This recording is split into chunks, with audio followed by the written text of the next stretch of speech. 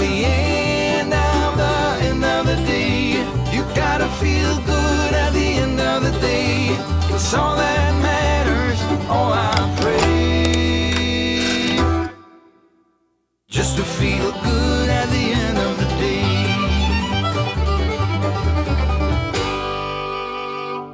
Hello, fellow dorks, and welcome back to Alone in the Dork. Okay, we're doing our run of Harper's Quest 2. This is our extended play. We're just going to try to get through this final area and just see what happens. Will I die? I don't know. Will I succeed? I don't know. Will I get the rules right? Probably not. But I am going to actually attempt to use our attack class. Attack ceiling. That's what I'm going to use. I'm going to try to use my attack ceiling and do that right for my ferret and for Linden mediocrities. So let's just jump into the game and have some fun. Alrighty. So we got a few things to figure out here. First off, we have to figure out what is going on in this mine. And we also I have some other ideas as well about leveling up. Those stupid elves are there. I wonder if my character could go back and try to sell some stuff. He just kind of walks back, say, hey, I just killed this big mushroom guy. Because again, I'm trying to look cool. I want to look cool to these people. And I'm wondering if because they're all standing guard, it's hey, look, more than likely I'm going to die. And I'll be like, Jared, the elf, I know you don't know how to use that sword. Do you want to give it to me? I'll give you good money for it. So maybe I'll try to do some kind of check for that, and I'll see if that works, because I wouldn't mind having somewhat improved weaponry before going down to the next level, because I got really lucky rolling how difficult my opponents were in the last area. So training can be purchased. They're not going to train me. I don't have the money for it anyway. But I feel like, well, let's just see. How much money do I have here? I have got 1,400. I could buy a mediocre weapon, which would do an extra point of damage, basically. Maybe it's not worth it. A bomb, a healing potion, that may not be bad. Armor, I'll be -2 to my dex, which I do like my dex. Screw it. We won't do it. Let's go. Let's generate some stuff and see what happens. Then we're going to give it to me anyway. And then I would have to backtrack as well and see what I encounter in the rooms I've already gone through. And you do remember those creatures are still lurking around as well. That didn't chase me down the ladder. Also, something else I realized, I didn't need to put doors up. I don't know why I put so many doors up. I don't think I needed doors to get between areas.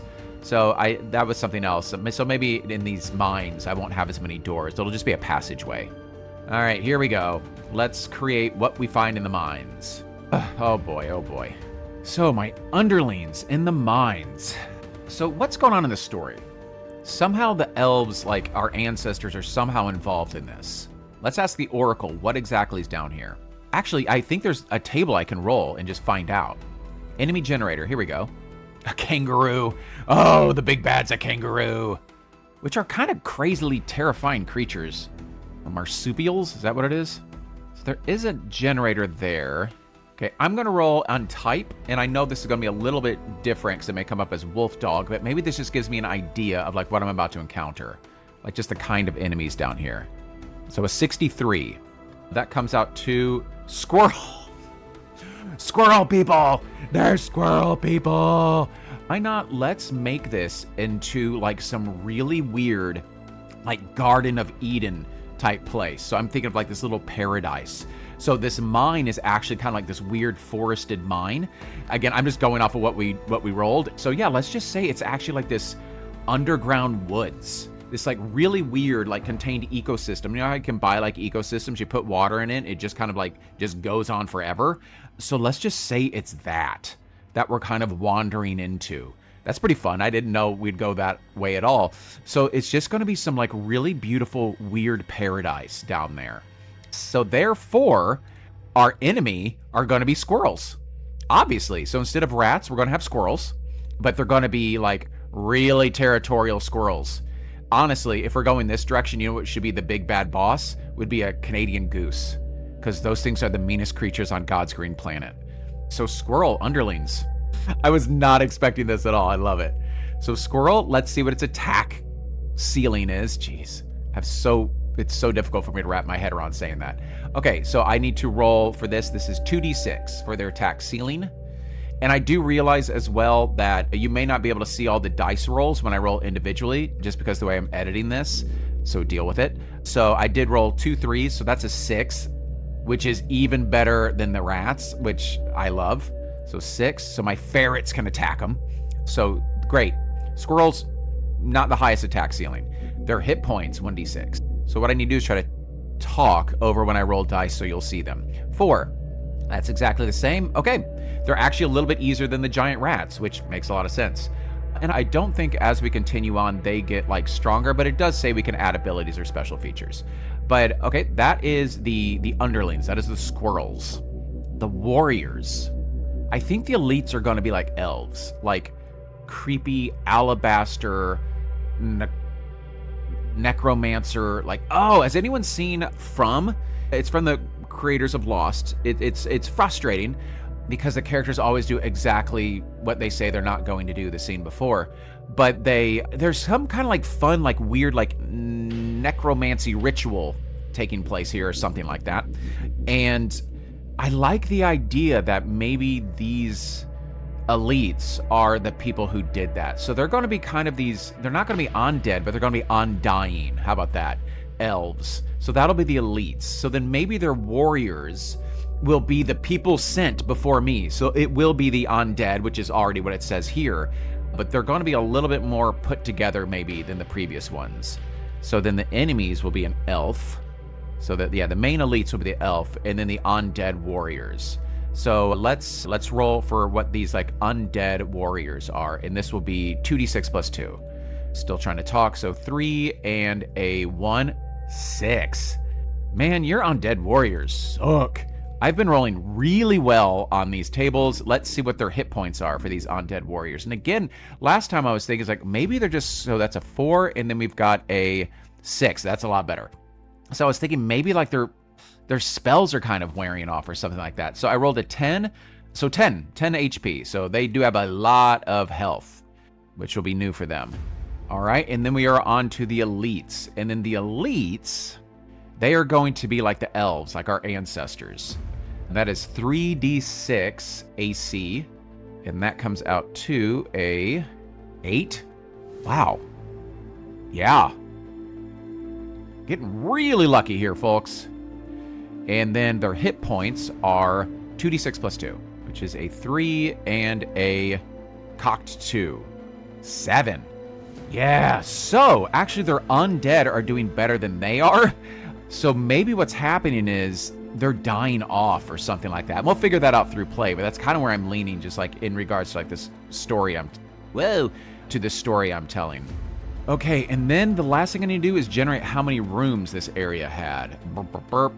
And to do that, we roll 2d6 for the total number of rooms. And then the last room will be the boss. 1, okay. It's maybe a short episode.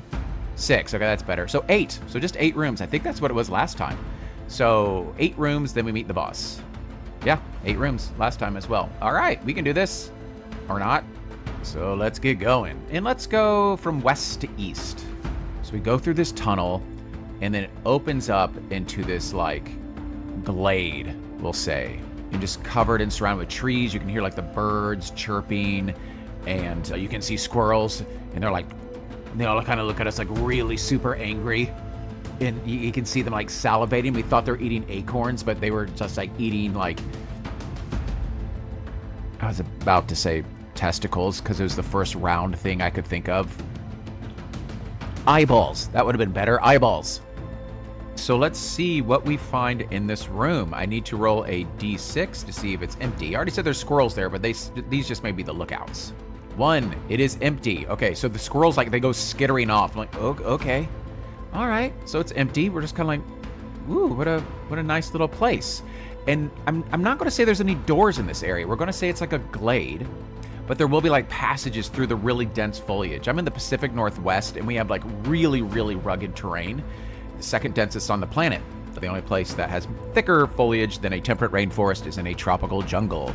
So I'm just like considering that, like there's some like game trails, and that's basically the only way I can go.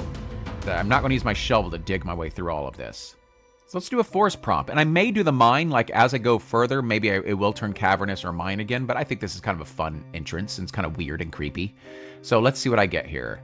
I got A single pathway through overgrown thorny plants. Okay, that makes sense. And it does say single pathway, so let's just say that that is actually what it is. There's just one way I can find off this, and it's the same way the squirrels went. It's like, are they luring me into a trap? So here I go.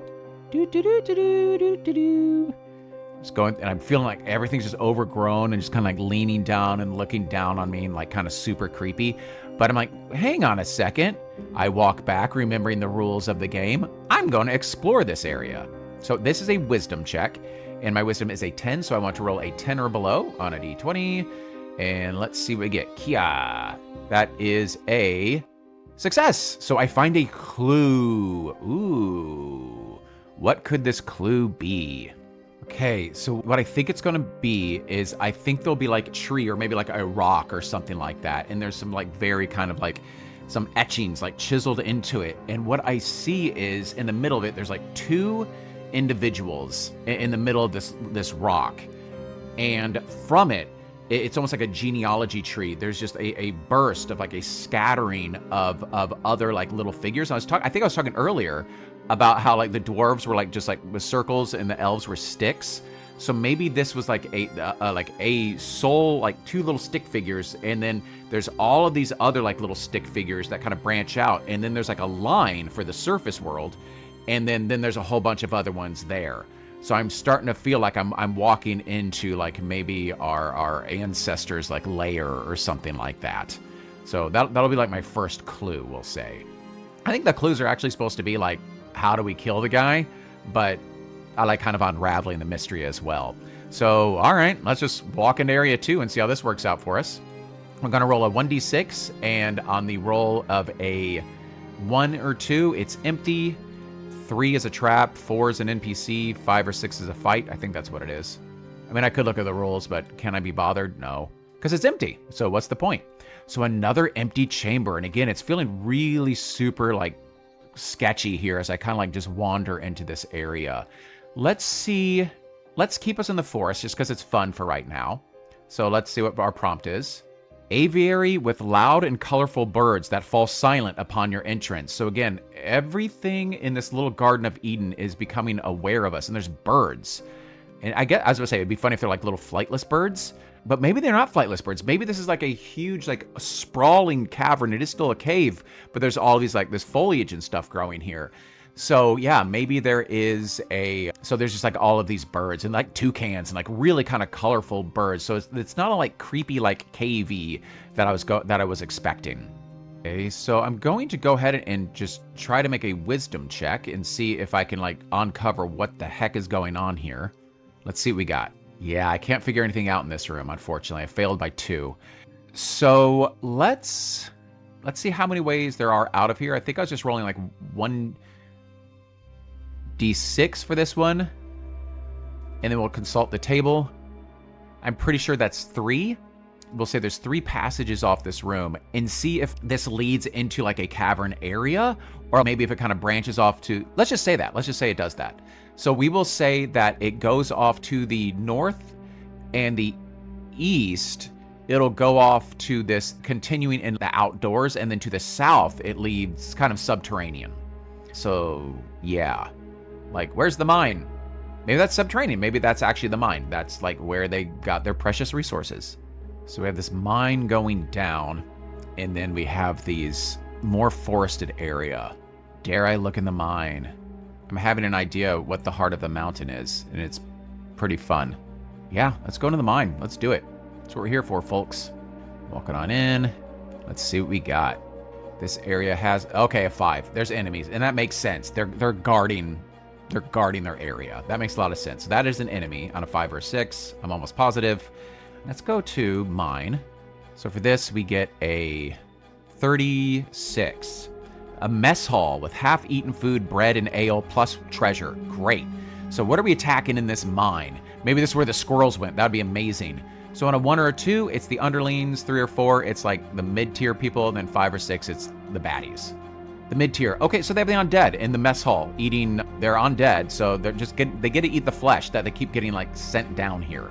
So, all right, how many of these do we have? And I'm just rolling because I just remember what the Oracle table says. But I should just put us back up there just so we can look at it here. So here we go. Now we are rolling on how many there are. Just one. That's great. So there's one undead in there. It's like, nyam, nyam, nyam, nyam, nyam. And I get the first strike. I'm going to walk in there. It's like, oh, crap. There's no those undead things. I'm going to shoot it. Now, these things are much hardier because apparently they're well fed. So I'm going to start some combat. I got my ferret. It doesn't hit as well. I may keep him on my shoulder right now. And let's get rocking here. This nasty thing has 10 health. And I am better at my bow and arrow all of a sudden. So here we go. My attack ceiling is a 14, so I'm rolling 1d20. I would love to hit this guy. Kia!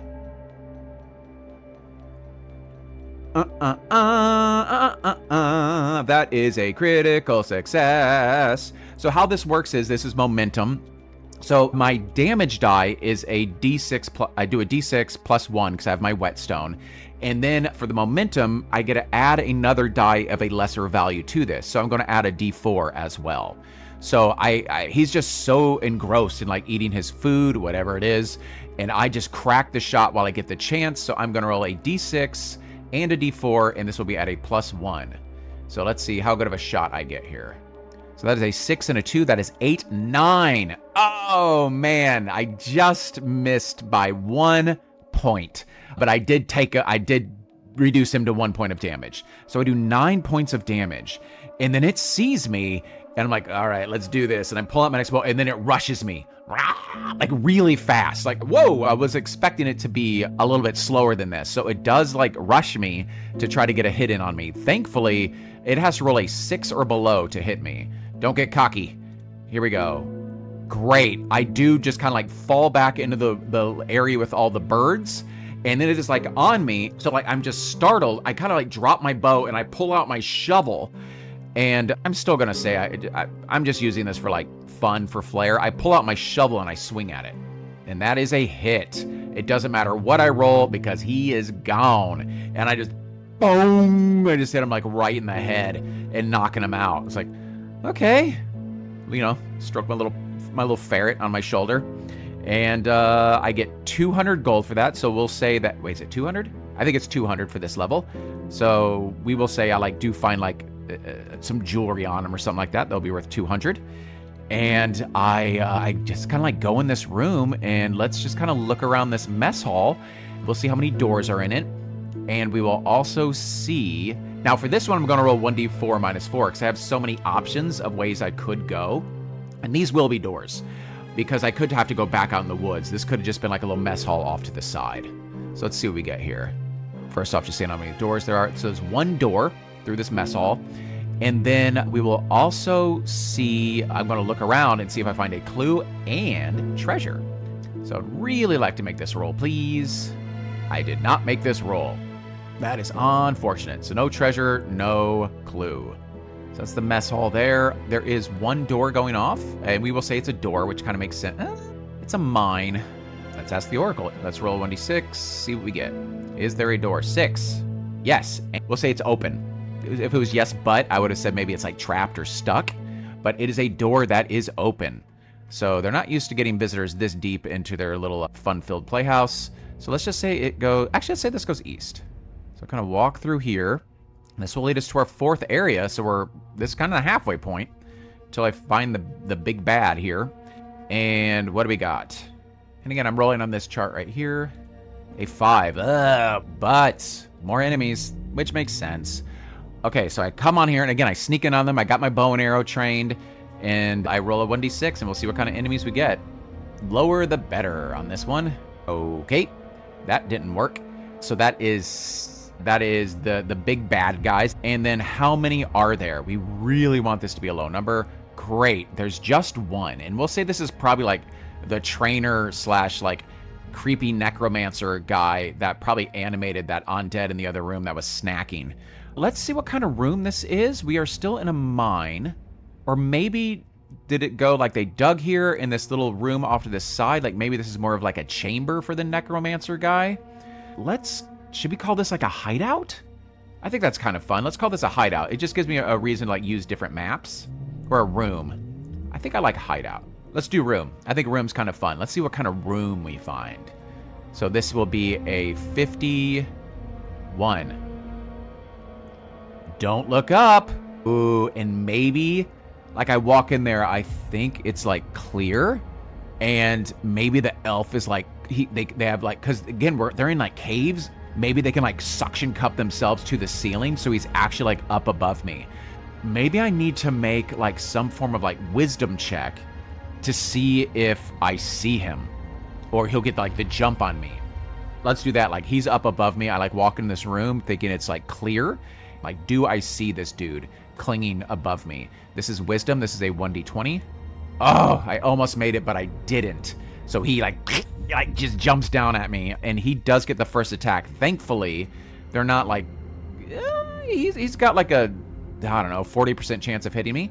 I'd rather him not. Let's see. 9. He has an 8. That is amazing. It missed by 1. Maybe my ferret, like, just, like, look, goes, like, shrieks real quick, and I jump back, and I just see this thing in front of me. Maybe they look like, because I do have the ferret, I got a Beastmaster thing going on. I have such limited memories of that movie, but the guys with, like the flying squirrel, like, membranes for arms, I'm thinking of them. And maybe they kind of, like, look like that. He does, like, fall right in front of me, and I do stumble backwards, like, probably, like, falling on my butt, and I am going to crack a shot at him. He has, how much health? 7. All right, here we go. Kya! Eek! A 5. That is a hit. Great. So I do 1d6 plus 1. And so it is possible. It's possible. It's unlikely that I can drop him right now. I guess a 1 in 6 chance. Not when you roll a 1. So 2 points of damage. So he is now down to a 5. Oh boy, here it goes. So we are now, like, in melee range. It is, like, very quickly, like, maybe it's like kind of like gliding towards me as I'm just trying to backtrack. I have a tendency of, like, backtracking into previous rooms, and because I want to be able to use my bow and arrow and I need space. So he is lunging at me again. Please miss, because that would be nice. That is not a miss. That is a hit. So it's a D10 of damage. 6. Oh, butts. Okay, I don't like this. I gotta get out of this one. Oh, I didn't send my ferret on him, which I would have done after that crappy hit, because my ferret has basically like a 50% chance of hitting. What damage does he do? He does 1d8. Okay, so my ferret's going to jump out and try to attack him before this happens. Because I did forget I've got a ferret dummy. And I've got a ferret. I have like a 50% chance of hitting, and then basically a 50% chance of killing him. So it's only 25% chance, but I could take him out this round. That does just put my ferret in danger. He has 6 health. This thing could kill my ferret, but it'd be like a 50% chance if it attacks the ferret. So a lot of, like, fun, what do I do? But get him, ferret. So I am holding this. We're holding this 6. It did 6 points of damage on someone if my ferret doesn't kill him first. Go get him. I need a name for my ferret. His attack ceiling's a 9. Oh no, ferret. So as the thing, like, gets on me, the ferret is trying to bite at him. Is this like a 50-50 who it goes for? Or probably, I feel like it'd go more for me because I'm the bigger target, and the ferret's like on my shoulder just trying to fend for us. So let's just say on a 1 or a 2 that it is going for the ferret.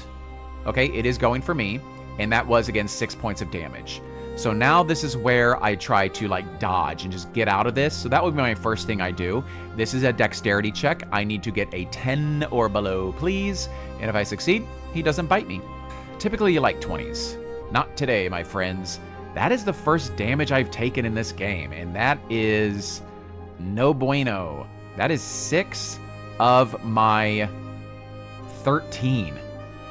Ouchies. So this guy bites into me pretty freaking well. So, all right, he bites me, and it hurts my feelings.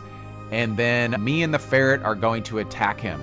And it maybe now I just, like, take my really sharp arrows and just start, like, like stabbing at him. That's what I'm going to do. And I'm going to hope for the best. I need to get a 14 or below, please. I don't know if that's an 11 or a 15. I'm guessing 15? I'm gonna re-roll. That is such a cocked die. 12. I think that's a 12. A 12 or a 13. So regardless, that would be a hit. Okay. So I am hitting him. And I am rolling 1d6 plus 1.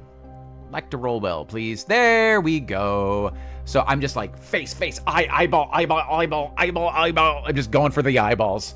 And then I'm just like shoving it in its like nose. And it probably has like a Voldemort like snake nose kind of thing too.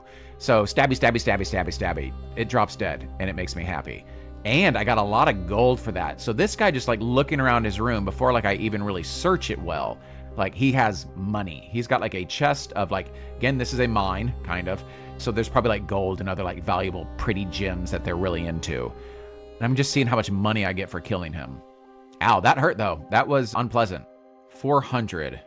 I'm up to 2,000. 2,060. That makes me happy. Got a lot of money. Okay, this is something, I just remembered this. If successful, a defensive move blocks all incoming damage. If unsuccessful, I take 2 more points of damage. I'm down to 5. So yeah, so when you do take incoming damage, if you make those defensive moves, you either negate it all or you take 2 extra damage. 1 more hit and I can be done. I can always try to run away, but they get a free attack if I do. Let's explore this room and hope for the best here. Yeesh. All right, the game got a lot harder all of a sudden. Great. I do find a clue.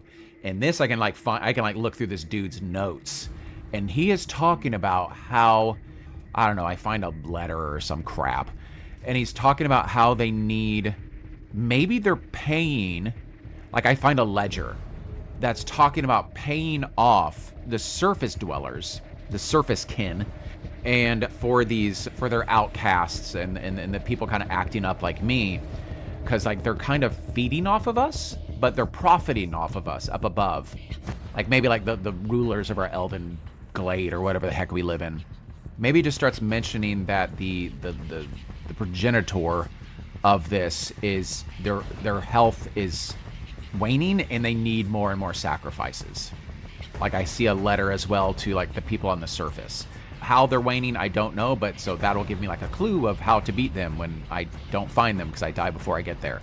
Okay, so that was room 4. Let's see how many doors it has. 1d4 minus 1, we'll say. Or passages. So 2. Okay, we're going deeper into the unknown here. Let's say like this way probably like goes back outside, and there'll be a door, and then this way goes here. Okay, just a handful more rooms. Can I make it? All right, next room. Maybe that last one was hideout, I think. Maybe this one will be room, as I kind of go deeper into their little catacombs here. All right, could use another NPC. A 4. Okay, there's another NPC. So I need to see like if they're friendly or not. And maybe this area, we're gonna put this as like a dungeon because there's an NPC in there. We're gonna say they're like chained up, like the ceremony. Like I know this person, like they're from my freaking village. I'm like, oh, Jeff. So let's see like what kind of room that this person's in. And we're gonna say that they're probably being like manacled or something to help with this. They haven't undergone the transformation yet. Or maybe if I roll that they're hostile, then maybe they have undergone the transformation. But we're going to say that they're like chained or manacled or something. So let us see what this room looks like, and that'll help us tell the story of a lovely lady. And maybe it is a lovely lady who's bringing up 3 girls of her own. 22. Ritualistic symbols and stains of blood. Treasure. Okay, this makes sense. This is the chamber where they undergo, because then again, they're not undead. They're just like undying, unliving. Maybe they're unliving. They're just in this weird in-between place. So yeah, we're going to say he's chained up in this area, and there's treasure, so I do want to find that, darn it. Okay, let's see how his reaction is to me. I think I said his name was Jeff or Gary. Those are the 2 like go-to names that I go to when I'm trying to like come up with a funny sounding name. Gary is because I just think of Team America World Police. There's like, Gary, and she walks into the room. And Jeff is from Susie Izzard, or / Eddie Izzard's Dressed to Kill, where he had Jeff, the God of Biscuits, which makes sense to me. Oh, here we go. So for NPC actions, this is where they like tell you what the NPC does. I was like, how do I get the NPC on my side? I was like, do I just make a check? But actually, there's this thing right here of how the NPC will behave with you. If they'll offer a boss clue, alert enemies, trade. Oh, I wouldn't mind that. I got some money. Attack, reveal a shortcut, which allows me to skip a room, or asks for help in the next quest. Is that how they join me? So I kind of roll to see how they are. And then there's also the NPC reaction, which is violent, opposed, indifferent, or friendly. So I don't know which one to roll on this. Well, let's see what the reaction is. I think their reaction will inform a lot. If it's a 1, basically it's violent, and then that is basically going to mean, okay, they're undead, crazy things, and I'm going to leave them chained up and apologize. So here we go, 1d6. 6, friendly. Yes. Okay, that is great. So they could join me, I think. And what I'm going to do is let's roll and see like how their health is and everything. Because then I will be like, all right, just tell me what's going on. Give me that last clue, because I need a last clue, because that'll help me get like to know my boss's weakness. Or maybe I look around for the room for that. So we'll see what that gives us. So this is good. So we've got a little bit of good luck. But let's like look at our NPCs. They're friendly. I got to like get them out of these things. I don't know. Maybe I can't. Maybe I can't even unmanacle them. But let's see like how their health is looking. So first and foremost, I'm just going to roll on their just AC HP damage just to see like how they're looking. How you looking, buddy? So we got a 4, 64. Ooh, they're pretty hardy. Attack ceiling of 10, HP 12, and then D6 damage. These dudes are ready for a fight. So that makes me feel like they're actually pretty freaking strong. So I think they're going to join my team if I'm able to like get through these locks. So maybe that's a bit of an issue as well. Let's see what their trait is, just for fun, because I just like rolling on charts. They are narcissistic. Oh, great. So yeah, they're an elf. Let's see what their role is. Like, what do they do in society? They are a 66. A witch. A narcissistic elven witch. Interesting. So that is probably like they have a higher wisdom than, I guess.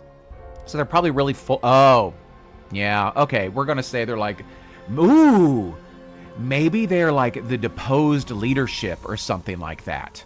So instead of witch, because you know when you think like elves, like Galadriel, people are always concerned she's like a witch of the woods. So maybe she's just like a high, like she knows some magical kind of crap, bric-a-brac or something.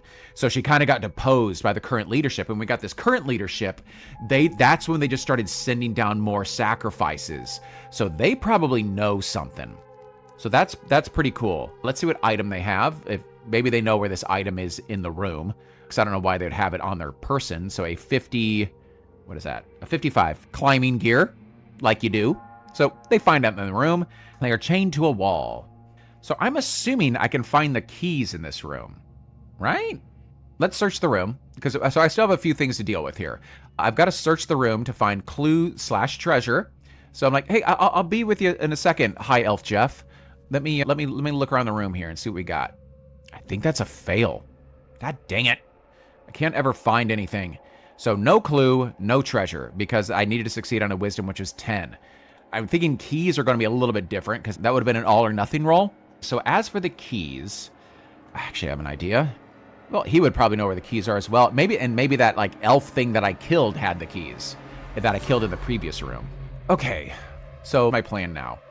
We're going to see if he knows where the keys are. We're just going to roll on the oracle table. If he doesn't, we didn't find them in the search, then I'm going to try to pick the lock, which will be a dexterity check. So it could be I just don't know how to get this guy out of his manacles. And then he will just give us like information or something like that. He'll know of like a secret passage. Like then we'll roll on that one chart and it'll tell us like how he helps. So it could be like, oh, there's a secret door back that way, which would let us skip a room, or he'll give us that critical piece of information on who the boss is, or he'll help us. So first off, does he know where the keys are? I really hope he does. And then if not, I'm going to try to pick them. So this is a 1d6. Really want to roll high on this one. Thank goodness. Okay, yes, and... Ooh, I got a yes and. So that's like even making it better. So he knows where the keys are, and he knows how to use them. What's a good yes and? We're in room 5 of 8. You know what? I'm going to roll on that. So besides helping me, he's also going to give me one of these other things as well. So I'm going to roll on the NPC actions and see how he helps you. Because again, this was the leader of my clan. Maybe he knows me. He's like, what are you doing down here? You don't deserve to be sacrificed. You just like to play the bongos naked. There's nothing wrong with that. 5. He reveals a shortcut. So which makes sense. So there will be a shortcut in this room because this is the necromancer chamber thing. So we are in room 5. He is going to lead us to room 7. We get to skip a room. This is good. So he knows of like a hidden panel that this dude kept going back and forth between that I just killed. And it leads us to like this little like creepy side passage. And he knows how to open the door because he keeps seeing him do it. It's like, oh, you push this rock and it slides open. And then it leads us to this other chamber, which would be chamber 7, which would be the chamber before we get to the baddie. That's pretty fun. I like that. I'm going to quickly fill in his stats real quick for us. So we got a ferret and we got high elf Jeff. And so maybe high elf Jeff, his attack ceiling, he's doing like some kind of like we'll just say he does some kind of like magic stuff. I don't know what it is. It just does d6 damage because that's just how the story works. So the same thing for like his traits. He gets 2 10s and a 14. It makes sense that he would be wise. So we are going to give him a 14 wisdom, and then his other stats will be 10s. Yeah. All right. High elf Jeff, let's do this. What is this last room? Maybe I should roll on the oracle table. How many different kind of terrain types do we have? 1, 2, 3, 4, 5, 6, 7. I think the last area that we do the fight in will be a cavern. All right.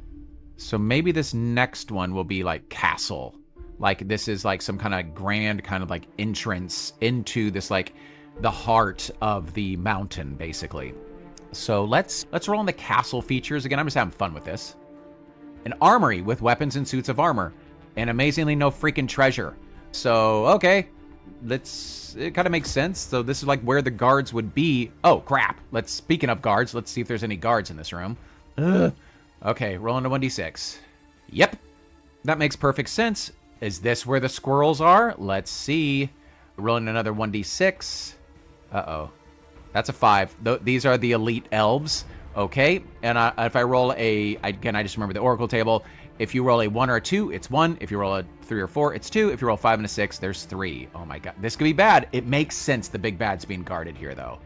Shoot, what is that? A 3. 2 of them. Okay. So, of course, like flanking these doorways, there's these big, like, doorways. As we make our way through here, there are 2 guards. We do go through the secret passage, so we do get the jump on them. And we're going to, like, maybe send our ferret. But definitely we will, like, shoot an arrow and blast at the same one. And, okay. Oh my gosh. Let's get going. This is a fun game. I like this. It's fun. So, let's go. Let's do some shooty and some pewy. Okay, so this is... Oh. I've got my fire spell. And I still have my 3 castings of it. So I did rest to get, like, one of my spell slots back. I should do this because I feel like it does automatically d4 points of damage even if I miss. And if I hit, I do damage to, like, everything. I'm going to, yeah, we're going to both walk in this room and start magically pew-pewing me. And maybe I like high elf Jeff. Maybe he, like, kind of taught me how to use my magic. And maybe that was another reason that the town folk didn't like me, or the newer, like, elites who sent me down here. So, yeah, let's do that. So I'm going to roll. This is a wisdom check. I really want to get a 10 or below. If not, I still hit for a d4. So, kia! Yes, in your faces, you whatever you are.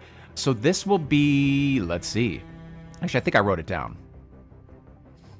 2d6 damage to all. That is fun. Okay, so I do my flare burst.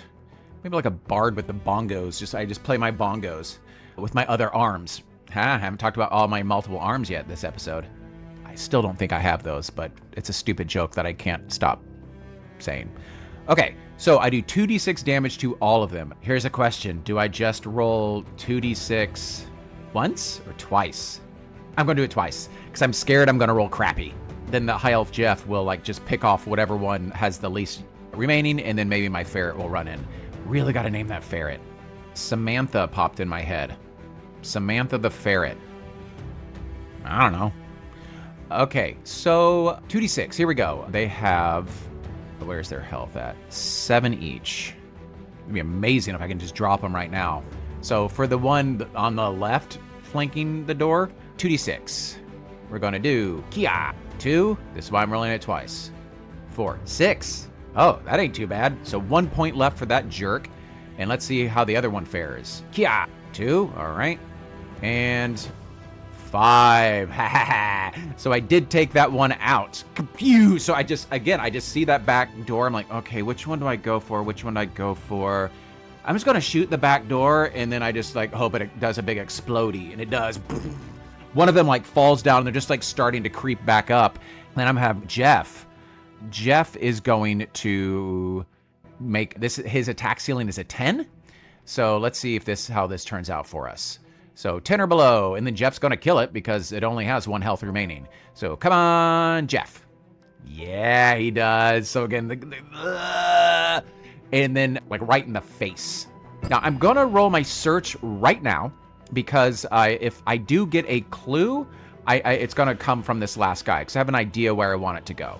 So let's roll for my search, and there's no treasure in here, unfortunately, which is dumb.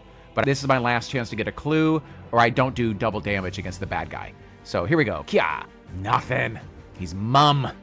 So here's something I was curious about. Can I backtrack and go check other rooms? I don't want to, but I still need to get that clue. Like, I'd really like to do double damage against the big bad boss. And typically, I would know what the boss is, so I know what its hit point value is. But I'm actually feeling pretty, like, okay right now. I don't know if the game ends if my character dies. Like, what if, like, I die, but, like, my ferret's still running around? Samantha's still, like, alive and kicking and biting. Is the game over? I don't know. Am I allowed to fight with my NPCs? I don't know. Let's keep going. So, just because I am, like, pretty strong with my NPCs right now, and I have, like, all these, like, these hit points kind of all spread out, I'm gonna say, I'm just gonna go into the last room. It will be a cavern. And then we're going to roll and just see what the big bad is. So let's see, like, first, like, what this room looks like. And this one I may re-roll, because this is, like, the chamber. Actually, maybe a castle. Let's roll. You know what I'll roll? I'm going to roll, and then I'll look at all the charts and see which one tickles my fancy. Because I'm not going to get treasure in this room. Oh, I killed baddies. I get money. 400? I think it was 400. So I got 400 for killing these dudes. I never had to fight the squirrels, thank goodness. 2, 4, 6, 0. Maybe it is a giant squirrel. It's not. So let's roll 2d6 and just see what I get here. 46. So if it's a room, it would be, is that food plus treasure? No. No. They would say that when they see me. Or a spring with crystal clear magical water. That I like. And that's on the forest table. So it's like this like enchanted grove. So it'd be this like magical spring and this like really beautiful enchanted grove. So let's see what the other ones are. 46, the cave. Ruins of an ancient civilization. I like that. We can kind of just put both those together. The soaking tub. Now this is actually something I was thinking about. So maybe this huge, like beautiful grove, and in the middle of it, there is this tub of this like very old elf, like laying in it. And he's like freaking ancient. He's just bathing in blood. But our enemy is actually, because if you do remember on the rock that we saw, there were 2 individuals who like progenerated everyone. So the main big bad boss is gonna be his wife, who's just as ancient, but she's not dying. So like that's why they need all these sacrifices, because they need this blood to help keep the big bad subterranean elven king alive. So she is going to rush us when she sees us. So she is gonna be the big bad, his wife. And let's see what she does. Let's roll her up, see what we get for this lovely lady. 46, I get rid of the lowest, so that will be her attack. And she probably does magic as well, but we'll see what she does. So let's see how healthy is she. How much? Ooh, that sucks. Okay, she is healthy. No. She hits hard and frequently. She's gonna hit every freaking round. 17? Oh man.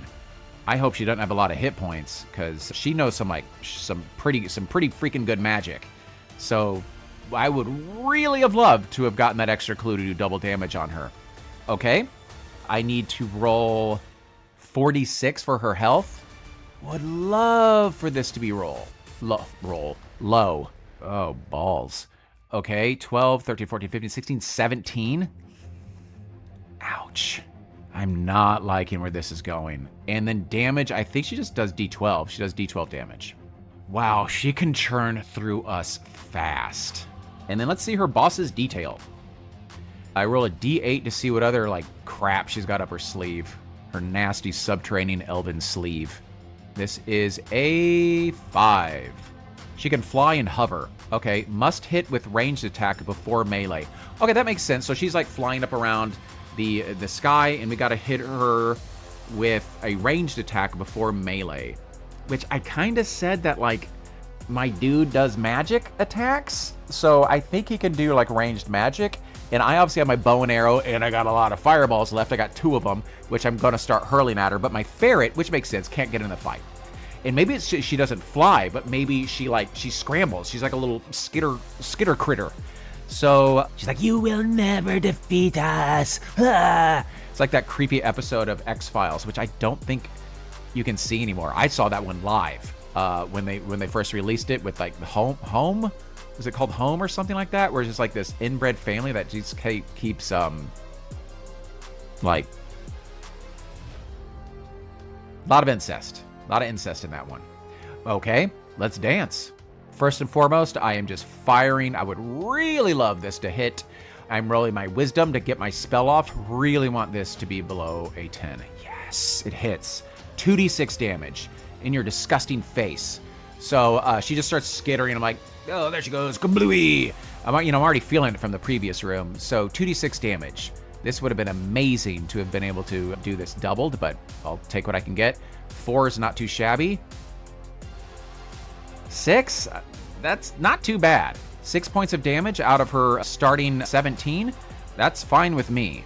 So she is down to 11, and then I'm going to have the high elf, Jeff, cracks his shot. Now he needs to roll a, what is his thing? He's a 10, so a 10 or below. Come on, Magic Jeff. Oh, man, it rolled around a good bit. I thought I got a 6, but I think that's a 20. It's a little cocked towards 15, but it doesn't matter. But I think that is a 20. And, man, it sucks to roll 20s and for it to be a failure. It just makes you feel bad. So it makes sense. She's onto the fireball, which is like an AoE.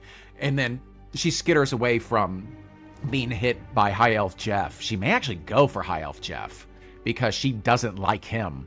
She's not going to go for the ferret because she's not aware of him yet. I'm going to just roll. I'm just going to flat out just do a odd is me, even is Jeff. She's going for me, which could kill me. So see, she takes that firebolt. She sees me as obviously the larger threat, and she comes for me. And man, oh, that's right. She hits really well. 17. God, this may kill me. Here we go. It was almost an 18, but she hits. And when she hits, she ain't playing around. She does D12 damage. She probably knows like crazy magic crap. So maybe she's probably up there. She doesn't even jump down and like bite me like her little inbred kids. She probably just opens up her mouth and like just sends out this like really insane like necrotic wave of pestilence at me. Oh boy.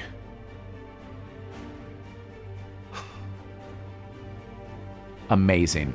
And I'm going to take it. I'm going to take that 1 point of damage because if I try to dodge it, it could be up to 3 points of damage, which would leave me with 2. I am going to happily take that 1 point of damage. I got really lucky that round. Oh, I did hit it.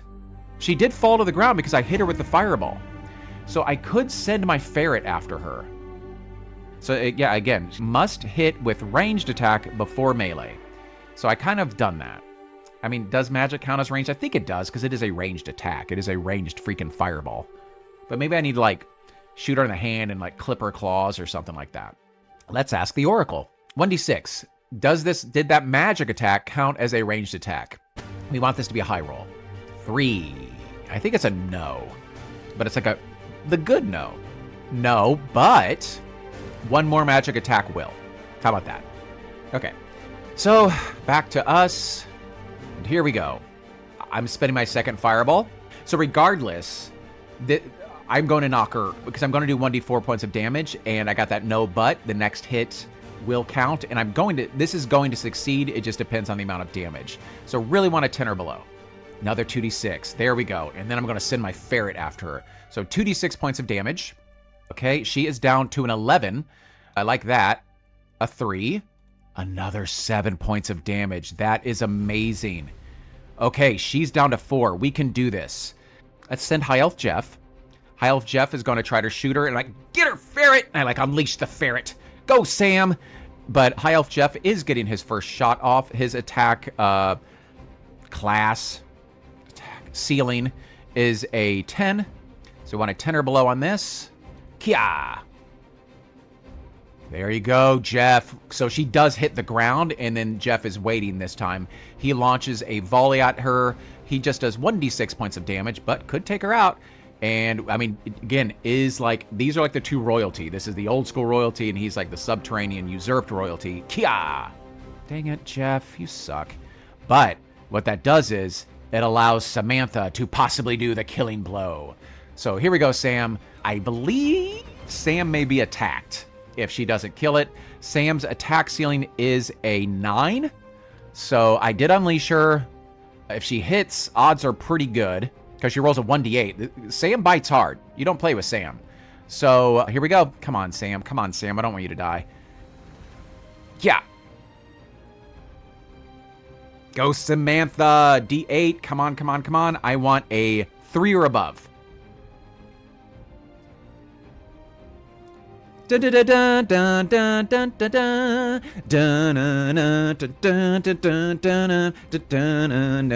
dice. I just rolled a 5. Okay, so we did it. We defeat the nasty, and then so it like dies. And then High Elf Jeff knows exactly what the heart of the mountain is because he's in on the know on this. He's known all along. I mean, he's a bit of a butthole himself. So let's say with like his regime, the people they sentenced here, they don't know what was happening, but they knew they would die. But he sent like the criminals down here. And then this other group, because they were getting paid off, they actually sent like the people who didn't deserve it. That's why they overthrew the current like hierarchy. And they started sending people they didn't like. They didn't like me because I play the bongos and because I know magic and because I guess I liked Jeff. But he knows what the heart of the mountain is. And what he does is he just like Kali Ma reaches into the chest of the elf, like in the pool of blood, and he rips out his heart. And that is the heart of the mountain. So we are going to make our way back up there. Of course, like all the elves are like, holy crap, when I bring back High Elf Jeff. And I have, you know, the heart of the mountain, and maybe it's like crystallized. So maybe it's actually just like, it is like this like black obsidian rock that is the heart of the mountain. So I think that's kind of a fun idea of like what the heart of the mountain is. It's just like this rock is like petrified, whoever that nasty dude was in the tub. So, and I'm sure there's a bit of like usurping and stuff like that. I am awarded a ferret cage for my ferret for Samantha, but Samantha can't be held down by bars. So she gets free reign when we like bring peace back to the kingdom. But let's see how we level up. Oh, and I killed the boss. I think that's like another 1,000. So 1360. That's not how math works. 2360. So let's see like how I could level up here. So I won. I don't know if I can continue with this character because now I'm like pretty freaking strong. Maybe I can. Oh yeah, I guess I can. And then I just have to like start leveling up my bad guys. But nonetheless, let's see. Did I get treasure in here? I did get treasure in here. And I'm going to roll on the treasure table because gosh darn it, I just want to roll on a freaking table and get something for a change. So let's see like what this creep had in here within this room with him. 1d20. What'd you have, you freak? He had a lot of money. 3d6, which makes sense. So let's just roll 3d6 and that'll just add that to my total. Not a lot of money. So apparently they've been like using a lot of their funds paying off the village. So they're actually like, so they're in a bit of a bad cycle of like, we need more bodies, but we're running out of money. Okay. And then so once like everything gets kind of like tamed back down, then I can probably like buy a better weapon. So let's see what I can get. I can get a new weapon, which would do a D8 points of damage. And I have my whetstone, so I would add another 1 to that. So I would do D8 plus 1. But the mediocre is not bad because it does D6 plus 1. And with my whetstone, I would do D6 plus 2. That's pretty good, actually. I mean, and that's only 800 gold. I can probably cash in like my shovel and my other bow. Let's see what else I could do. I could also like learn a new spell. How do I do that? And again, maybe High Elf Jeff will do that for me. Oh, here it is. New spells cost 7,000 gold. No, he's not teaching me a new spell. I'm getting there, 2,400. I could increase a stat that is equal to 10. It costs 2,000 gold, but I could increase a stat and bump it up to an 11, which bumping my dexterity from a 10 to an 11 is not the worst thing in the world. Then I could not get a weapon upgrade because that would, I'd have 440 left. Could I upgrade my weaponry? I already forgot how much it cost. 800. Nope. Oh, I guess I could increase my attack ceiling as well. That costs 7,000 because my attack ceiling's already so high. So I guess the question is, do I want to increase my damage or my likelihood to hit and dodge? No, actually, I guess dexterity would just be dodging. It doesn't increase my chance to hit. I think I would bank. I'd bank a lot of that gold, leaving it to Samantha with the heirloom system. And I would just like increase my weapon to do more damage. And then I would hang on to a lot of that other gold for my house, which I'm assuming Jeff gave me a good house. And that, my friends, is Harper's Quest 2. At least my version of it. Did I do it right? I don't know. I'm a little iffy on if I should have had those NPCs or not. I don't quite know. I feel like with the second one, just because of how my rolls went, it made sense he joined my party. The ferret, I was kind of like, I don't know, I guess you're like my friend now. But I really needed her, excuse me. Sorry, Sam. So yeah, that's kind of the game. That was a really fun, like little one-off I did. You can start, like I said, increasing the baddies' like health and stuff like that and their damage output as you increase in level. And I could very easily continue this story. I was really worried there for a second, but I pulled it out with the power of friendship. But nonetheless, this has been Harper's Quest 2 by Joy Peddler Games. I highly recommend it. It was like $2.50 on itch for this PDF. And there's obviously a ton of replay value in this, and just a really fun, simple system. But you can really just kind of like let your imagination go and get all the rules wrong, but still have a great time like I just did. So that's it. Thank you so much for watching this. Please, please, please like, comment, and subscribe. It really does help the algorithm a lot, and helping the algorithm helps me. So I am still a new channel. I could use all the love that I can get. So nonetheless, that's it. I am Avery with Alone in the Dork, and until next time, stay dorky, my friends.